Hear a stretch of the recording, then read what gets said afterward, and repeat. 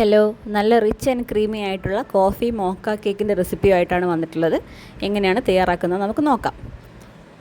ആദ്യം നമുക്കൊരു ബൗളിലേക്ക് അര കപ്പ് തൈര് ഒഴിക്കാം. അതിനകത്തേക്ക് അര കപ്പ് പഞ്ചസാരയും കൂടി ഇട്ടതിന് ശേഷം നന്നായിട്ട് ബീറ്റ് ചെയ്തെടുക്കാം.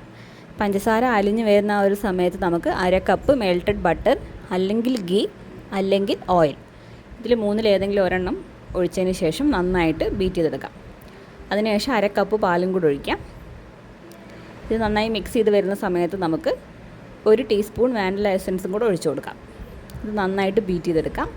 അപ്പോഴത്തേക്ക് നമുക്ക് ഡ്രൈ ഇൻഗ്രീഡിയൻസ് എങ്ങനെയാണ് റെഡിയാക്കുന്നത് നോക്കാം. അതിന് വേണ്ടിയിട്ട് ഇതിന് മുകളിലേക്ക് നമുക്കൊരു സ്ട്രെയിനർ വെച്ച് കൊടുക്കാം. അതിനകത്തേക്ക് നമുക്ക് 1.5 കപ്പ് മൈദ, 1 ടീസ്പൂൺ ബേക്കിംഗ് പൗഡർ, 2 നുള്ളു ബേക്കിംഗ് സോഡ, 1 നുള്ളു ഉപ്പ് ഇതെല്ലാം കൂടി ഇട്ടിട്ട് 3 തവണയായിട്ട് അരിച്ച് ഇതിനകത്തേക്ക് ഒഴിച്ചതിന് ശേഷം നന്നായിട്ട് ഫോൾഡ് ചെയ്തെടുക്കാം.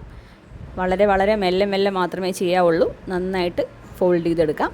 കട്ട പിടിക്കാൻ പാടില്ല, ഗ്ലൂട്ടൻ ആക്ടിവേറ്റ് ചെയ്യാനും പാടില്ല. നന്നായിട്ട് ഫോൾഡ് ചെയ്തെടുക്കാം. അപ്പോഴേക്കും നമുക്ക് 1/2 ടീസ്പൂൺ വിനാഗിരിക്കകത്ത് 1 ടീസ്പൂൺ കോഫി പൗഡർ മിക്സ് ചെയ്തതിൻ്റെ മിക്സ്ചർ ഇതിനകത്തേക്ക് ഒഴിച്ചു കൊടുക്കാം.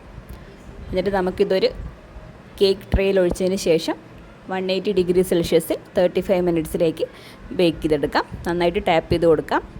നമുക്ക് ബേക്ക് ചെയ്തെടുക്കാം. അപ്പോഴത്തേക്ക് നമുക്ക് ബട്ടർ ക്രീം റെഡിയാക്കാം. 200 ഗ്രാം ബട്ടർ നന്നായിട്ട് ബീറ്റ് ചെയ്തെടുക്കാം.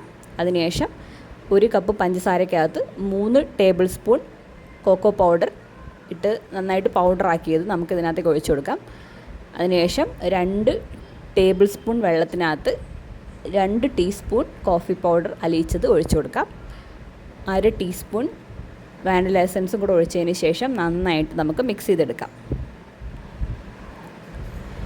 ഈ മിക്സർ നമുക്ക് ഫ്രിഡ്ജിൽ വയ്ക്കാം. ഒരു അരമണിക്കൂർ ഫ്രിഡ്ജിൽ വെച്ചേക്കാം. അപ്പോഴേക്കും നമുക്ക് കേക്ക് സോക്ക് ചെയ്യാനുള്ള ലിക്വിഡ് റെഡിയാക്കി എടുക്കാം. അതിനുവേണ്ടി 1/4 കപ്പ് പാലിനകത്ത് 1/2 കപ്പ് വെള്ളം ഒഴിക്കാം. അതിനകത്തേക്ക് 1.5 ടീസ്പൂൺ കോഫി പൗഡറും കൂടി ഇട്ടതിന് ശേഷം നന്നായിട്ട് തിളപ്പിച്ചെടുക്കാം. അപ്പോൾ നമ്മുടെ കേക്ക് റെഡി ആയിട്ടുണ്ട്. അപ്പോൾ നമുക്ക് ഹാഫായിട്ട് കട്ട് ചെയ്തെടുക്കാം. ചെറിയ ക്രാക്കൊക്കെ ഉണ്ട്, കുഴപ്പമില്ല.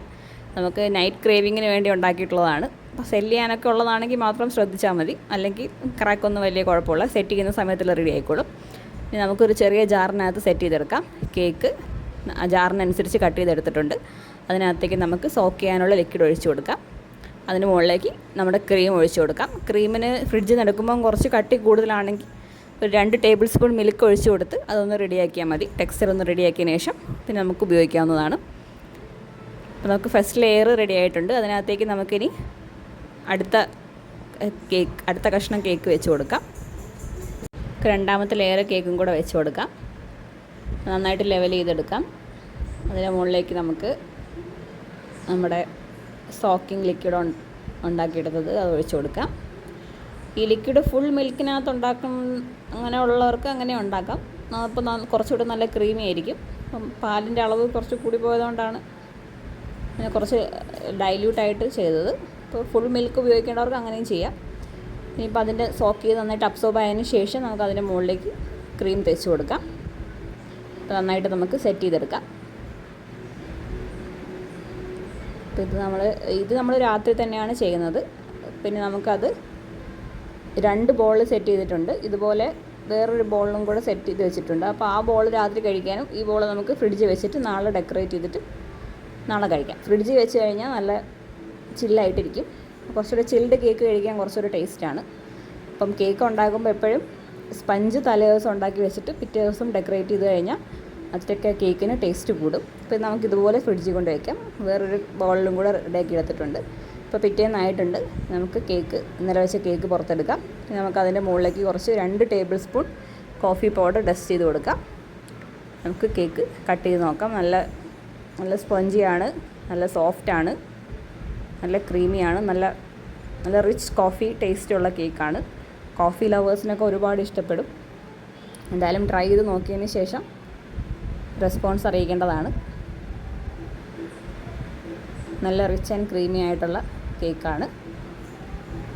എന്തായാലും ട്രൈ ചെയ്തിട്ട് അഭിപ്രായം അറിയിക്കാം. ബൈ.